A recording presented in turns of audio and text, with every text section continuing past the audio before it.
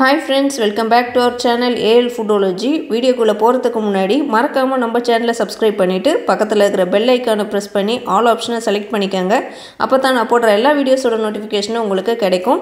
இன்ஸ்டாகிராம்லயே அப்படியே நம்ம பேஜை ஃபாலோ பண்ணிக்கங்க. இன்னைக்கு நல்ல ஒரு ஹெல்தியான மிளகு மீன் குழம்பு ரெசிபி தான் செய்ய போறோம். வாங்க எப்படி செய்யறதுன்னு பார்க்கலாம். இந்த மிளகு போட்டு மீன் குழம்பு செய்யறதுக்கு ஃபர்ஸ்ட் ஒரு panல ஒரு 2 டீஸ்பூன் அளவுக்கு ஜீரகம் சேர்த்துக்கிறேன். கூடவே 2 டேபிள் ஸ்பூன் அளவுக்கு மிளகு சேர்த்துக்கிறேன்.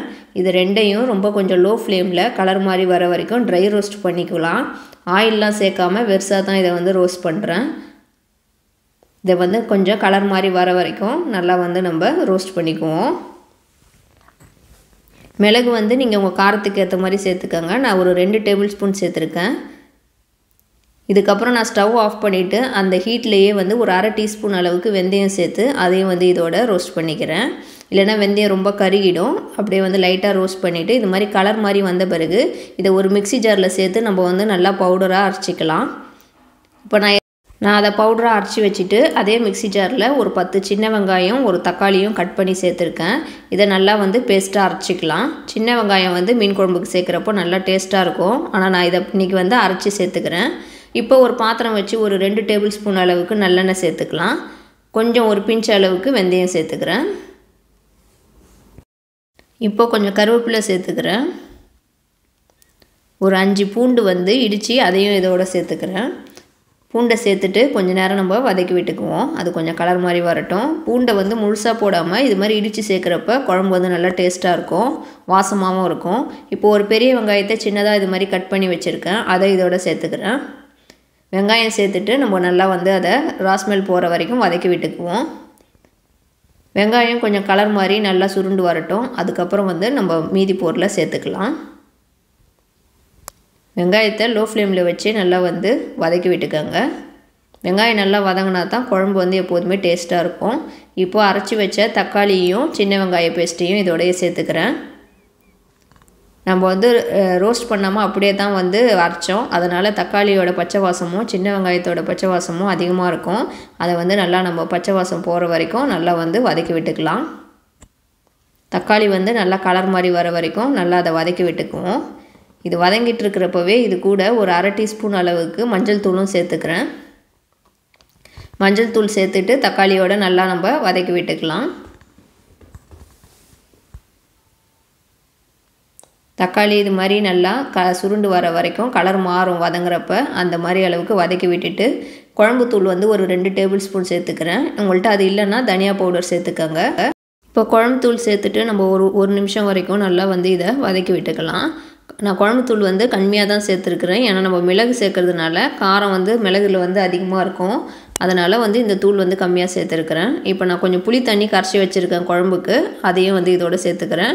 உங்களுக்கு எந்த அளவுக்கு குழம்பு வேணுமோ அந்த அளவுக்கு ஏற்ற மாதிரி நீங்கள் புளி கரைச்சிக்கோங்க.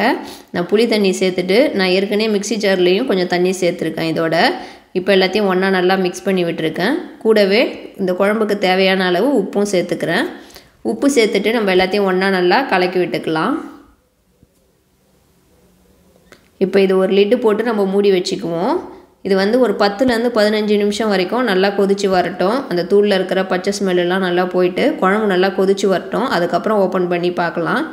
இப்போ உங்களுக்கு பார்த்தீங்கனாலே தெரியும். பாருங்கள், நான் ஒரு 1/4 மணி நேரத்துக்கு அப்புறம் குழம்பு வந்து ஓப்பன் பண்ணியிருக்கேன். எண்ணெய் பிரிஞ்சு குழம்பு நல்லா கொதிச்சிட்ருக்கு பாருங்கள். இதை லைட்டாக வந்து நம்ம மிக்ஸ் பண்ணி விட்டுட்டு நம்ம அரைச்சி வச்ச மிளகு ஜீரகம் வெந்தய பவுடரை இதெல்லாம் சேர்த்துக்கலாம்.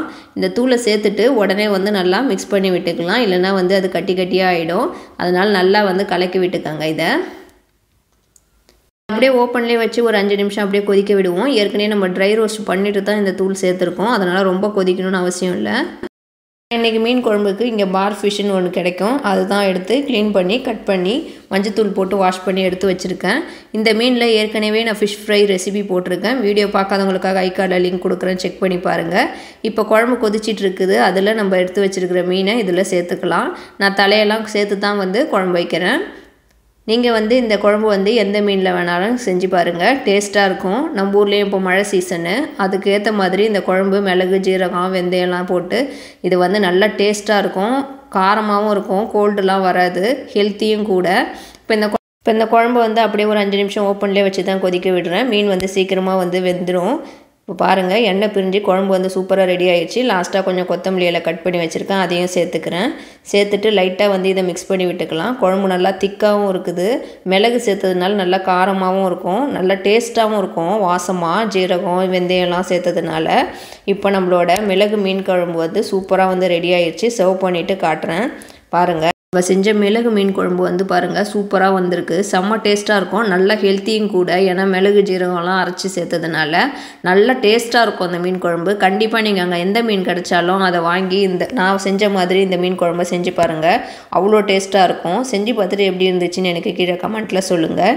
இந்த வீடியோ உங்களுக்கு கண்டிப்பாக பிடிச்சிருக்கும்னு நினைக்கிறேன். பிடிச்சிருந்தா லைக் பண்ணுங்கள். இந்த வீடியோவை உங்கள் ஃப்ரெண்ட்ஸ் அண்ட் ஃபேமிலிஸ்க்கும் ஷேர் பண்ணி விடுங்க. மறக்காமல் நம்மளோட ஏஎல் ஃபுட்டாலஜி சேனலும் சப்ஸ்கிரைப் பண்ணிவிட்டு பக்கத்தில் இருக்கிற பெல் ஐக்கானை ப்ரெஸ் பண்ணிக்கங்க. Thank you for watching.